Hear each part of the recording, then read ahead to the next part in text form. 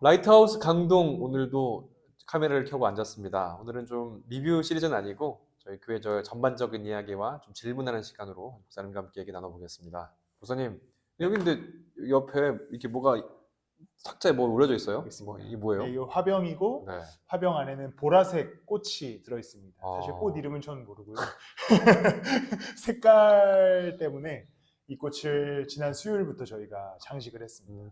저희가 지난번 리뷰할 때 그럼 여기 뭐가 있었던 거죠? 책상 위에. 맞습니다. 지난번 네. 리뷰할 때는 이제 주기도문 영어 음, 문을 올려놨었고 네. 오늘은 보라색 꽃을 올려놨습니다. 그러면 다음에는 또 마가복음 리뷰해야 되잖아요. 네, 그때도 네. 다른 게 있을 수도 있다라는 어떤 그렇죠. 예고처럼 들리기도 하네요. 네, 저희 교회는 시리즈 설교로 보통 예배가 진행되는데 그 시리즈에 맞춰서 장식, 데코를 바꾸고 있거든요. 그래서 마가복음은 이제 저희 교회 앞에 보면 안심하라, 나다, 두려워하지 말라 이 포스터를 제가 하나 해놨고 네. 이 보라색 꽃을 준비한 것은 사실 사순절의 색깔이 보라색입니다. 네. 그래서 꽃으로 좀 상징해 보면 좋겠다. 부활절까지. 그래서 쭉 한번 꽃의 색깔을 바꿔가면서 이제 예수 그리스도의 오심과 죽으심에 관한 의미를 좀 담아보고자 하고 있습니다. 단순히 우리 말씀을 듣는 분들도 있지만 이 교회에 한 번도 방문하지 않은 분들도 이 유튜브를 보면서 어떤 색깔로 어떤 방식으로 데코레이션이 바뀌었는지를 함께 감상하면 좋겠다라는 생각도 드네요. 저희가 목사님이 이제 한 얼마 전에 스레드, 인스타그램 이렇게 여러 채널에 교회 소개를 올리셨어요. 그 문구가 참 다양하고 재밌었는데 네, 이 교회 소개를 이제 분기별로 다양하게 하게 될 수밖에 없죠. 숫자도 적고 하니까. 맞습니다. 그 마음이 어떠세요? 교회를 어떻게 소개할까? 그러니까 교회를 소개하는 그 마음가짐이라든지 문구를 쓸 때의 어떤 그 여러 생각들에 대한 이야기도 좀 간단하게 좀 나눠주세요. 교회 소개를 분기별로 한 번씩 하고 있는데 교회 소개를 쓸 때는 사실 아쉬움이 있습니다. 아쉬움이요? 네, 왜냐면 우리 교회가 진짜 좋거든요. 근데 저의 미약한 필력으로 교회를 소개하는 것이 다 담기지 못해서 아쉽습니다. 그 문구 중에 재밌었던 문구는 우리 교회 구성원은 이렇게 지각은 안 한다. 늦어 안 오면 안 하지. 이런 표현이 너무 재밌었거든요. 맞습니다. 저희 교회는 진짜 신기하게 우리 교회는 지각을 제 생각에 한 주에 한 명 해도 많은 수준인 것 같아요. 예. 거의 다 찬양 전에 오고요. 네. 저희가 또 찬양 5분 전부터 기도를 하는데 그 시간에도 사실 거의 다 와 네, 있습니다. 예. 하지만 주기적으로 안 오죠. 여기가 강동인데 강동이 아닌 분들이 많아서 그런 건 아닌가요? 구성원 자체가? 그럴 수도 있습니다. 네, 왜냐하면 네. 저희가 진짜 신기하게 저희가 강동에 사는 구성원들이 한 7명, 그 네. 나머지 한 적어도 한 15, 16명의 인원들은 다 타지에서입니다. 뭐 서울, 경기, 수도권 맞죠? 네, 네. 인천까지 포함하면 다 오네요. 진짜. 담임 목사도 인천에서 오고 그러니까요. 의왕에서 오는 네, 사랑이네가 네, 또 네. 있고 또 뭐 창원쌤도 서대문구에서 그렇죠. 오시고 또 뭐 송파, 성남 이렇게 다양하네요. 네, 도봉구 지역이. 이렇게 오시니까 야.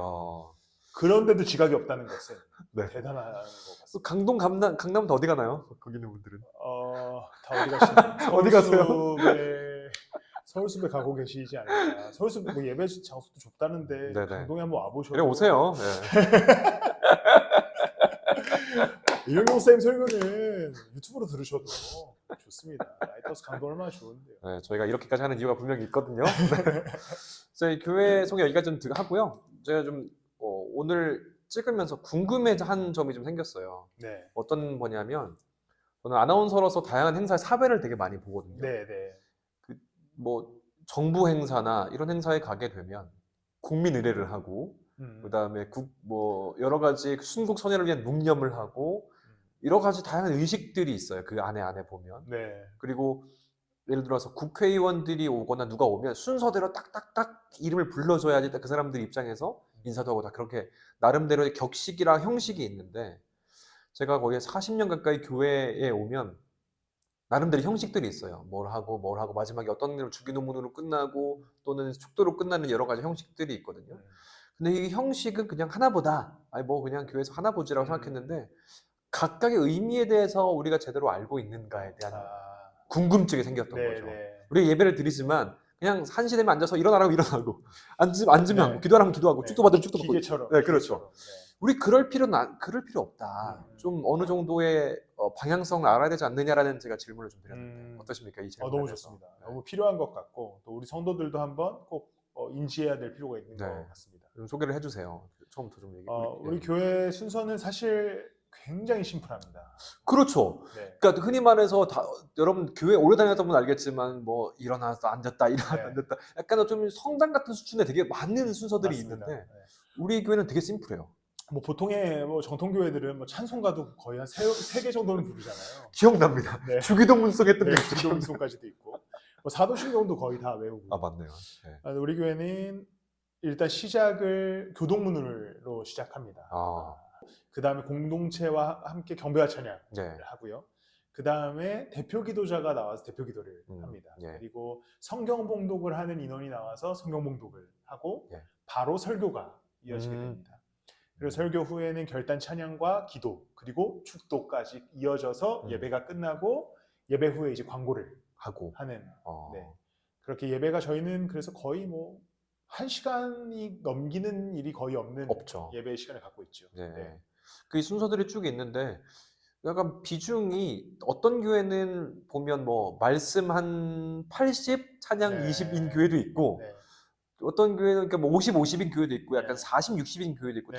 또 목사님이 이제 예배를 이 구조를 만들고 형식을 만들면서 주안점을 두는 부분이 무엇인지도 궁금합니다. 우리 교회는 뭐 당연히 주안점을 두는 부분은 제가 시간으로만 생각해 봤을 때는 말씀에 50, 50, 찬양에 40, 40, 그리고 나머지 순서에 10을 10. 두는데 네.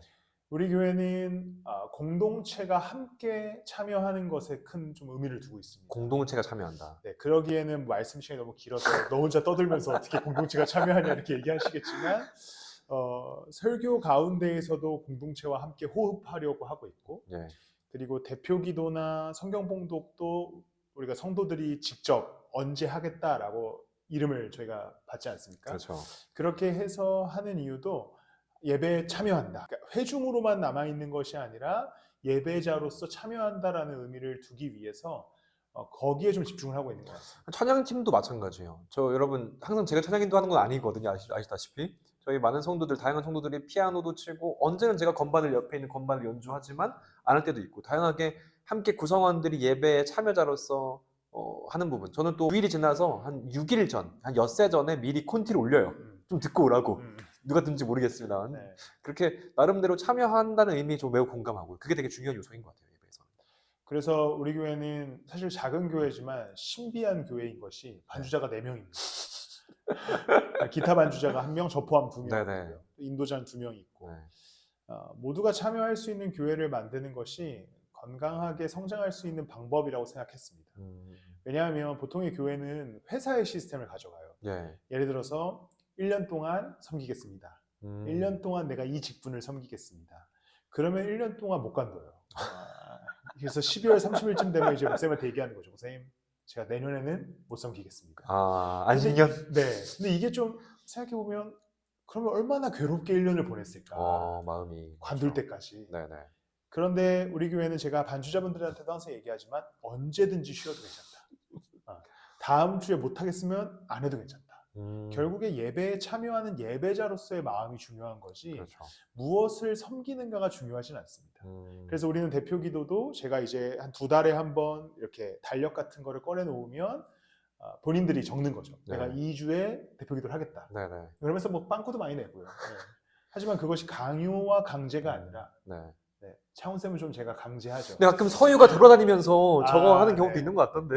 또 어린아이의 부탁을 거절하기 쉽지 않죠. 그렇죠. 하지만 저희가 시키진 않습니다. 부모가 뭐 이렇게 강제로 그건 아니다. 아니고 서유가 그런 걸 좋아하죠.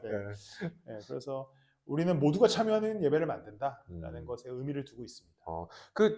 이건 좀 다른 부분인데 왜 교회는 찬양을 왜 앞에 하고 말씀을 중간에 하고 축도를 뒤에 하는 게 약간 순서에 나름대로 그 의미가 있나요? 좀 설명 좀 구체적으로 좀 들어보고 싶은데. 사실은 순서는 뭐 법적으로 정해져 있는 것도 아니고 성경적으로도 정해져 있는 것은 아니지만 저는 예배라고 하는 것은 성도들을 삶으로 파송하는 일이라고 생각하거든요. 그러면 삶으로 파송할 때 제일 중요한 거는 어쨌든 하나님의 말씀을 듣고 어떻게 살아갈 것인가를 고민하게 하는 것이고 예. 그러려면 마음이 좀 녹여져야 된다고 생각합니다. 네. 그래서 앞에 찬양을 통하여서 하나님께 영광 돌리고 마음을 무장하는 거죠. 이제 나는 말씀 들을 준비가 됐다. 그리고 나서 말씀을 들으면서 하나님의 말씀을 이제 온전히 흡수하고 그리고 축도를 통해서 이제 세상으로 나가자. 축복한다. 이제 교회에 머물지 말고 삶의 자리로 떠나라. 네. 하지만 뭐 정말 언제는 순서를 바꿔도 저는 크게 문제 없는 네. 거라고 생각합니다.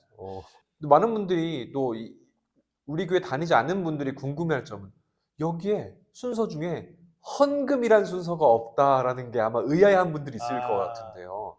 왜 없어요? 우리 교회는 헌금이라는 순서가 따로는 없잖아요. 순서상으로는. 네, 따로 없습니다. 네. 헌금은 하나님께 개인이 드리는 것이지 않습니까? 네, 네. 목사한테 주는 것도 아니고 네. 또 교회에 내는 것이긴 하지만 성경적 의미로 우리는 하나님께 드리는 것이기 때문에 네. 하나님과 개인의 관계라고 생각합니다. 예.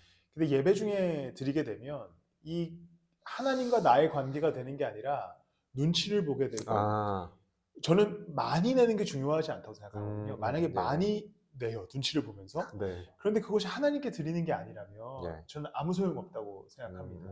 그러나 헌금 순서를 따로 만들지 않고 뒤에 이제 헌금함에다가 헌금을 하거나 혹은 요즘은 사실 거의 다 계좌이체를 하시기 때문에 하나님과의 관계 속에서 헌금해라. 교회를 섬기는 마음으로 또 하나님께 드리는 물질로서 헌금해라 라는 의미로서 순서에 뺐습니다.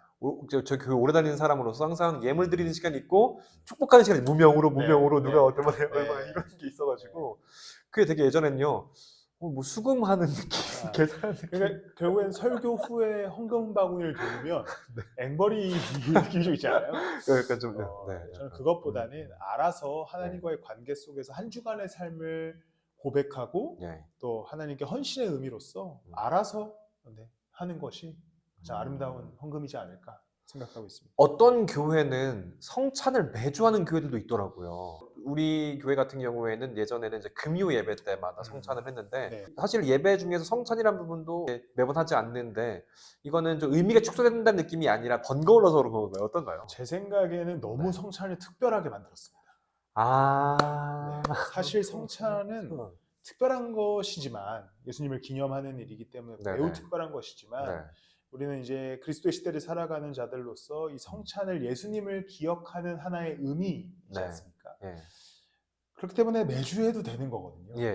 하지만 어느 순간 한국교회에서 성찬은 매우 특별한 행사가 됐어요. 1년에 한 2번 정도 하는 그리고 막 되게 격식을 갖추고 막 목사님들 다 가운 입고 막 장갑 끼고 심지어 이 떡 나누는 거와 잔 나누는 건 목사만 할 수 있고 하지만 예수 그리스도를 기념하는 건 누구나 할 수 있거든요. 그래서 저희가 금요예배 때 성찬할 때는 우리가 서로 성찬을 하지 않았습니까?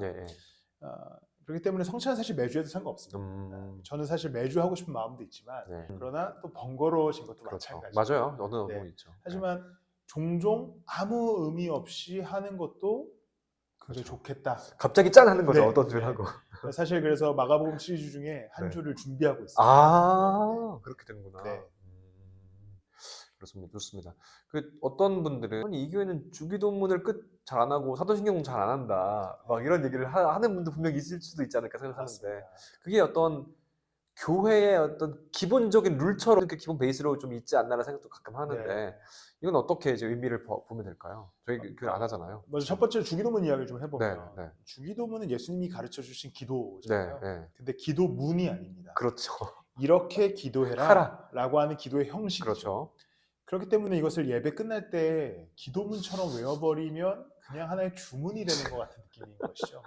그래서 저는 청선생도 저랑 제가 중고등부 전도사 할 때 기억하시겠지만 그때부터 없앴습니다. 맞아요. 저는 이 예수님이 가르쳐 주신 기도를 주문으로 바꾸는 것에 대한 마음의 어려움이 있었고요. 그래서 주기도문을 예배 때 하는 게 아니라 삶에서 기도할 때 이렇게 기도해라 라는 형식이 더 맞다고 생각해서 안 하고요. 두 번째는 이제 논란의 요소가 있는 사도신경이죠. 저는 기독교 한국 침례회 소속의 침례교 목사입니다. 침례교는 원래 사도신경을 외우지 않습니다. 사도신경의 권위를 인정하지 않는다라는 것이 사실 맞는 표현인데 논란이 될 수 있지만요. 그 이유인즉슨 사도신경은 성경에 나와 있지 않습니다. 그렇죠. 없어요.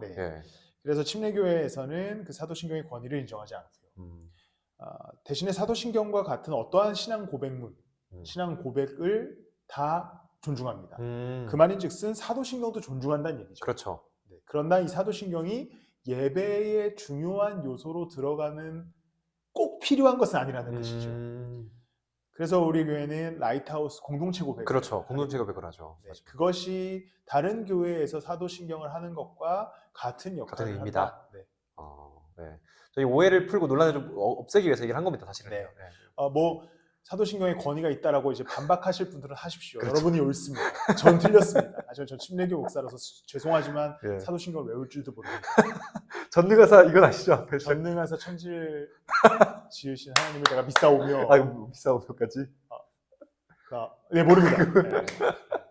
저희는 제 어렸을 때 침례교회에서 이거 외우면 거의 네. 뭐 2단 취급. 아 진짜 그 정도였어요? 농담이. 어려운데. 좋습니다. 교회에 대한 얘기를 진짜 오늘 많이 했고요. 찬양에 대한 뭐 기도에 대해서 우리 예배를 드리는 나름대로 이유들, 그 말씀을 듣고 우리가 조금 더 다시 한번 삶의 자리에 나갈 수 있게 하기 위한 나름대로 빌드업이다. 예배하기 위한 과정들은. 그래서 뭐 예를 들어서 중간에만 들어온다거나 찬양만 집중한다거나 이게 그냥 하나의 딱딱딱 하는 빵조각처럼 떼어지는 게 아니라 하나의 부분 연결된 전체라는 것이 좀 이야기 핵심이라고 생각되거든요. 맞습니다. 네. 오늘 이제 저희 마무리하고 싶은데 저희가 다음 시간에는 마가복음 리뷰를 할 건데 여러분 기대되시죠? 진짜 이 설교가 지금 제 이번 주가 되면 제 네 번째 시간까지 갔거든요.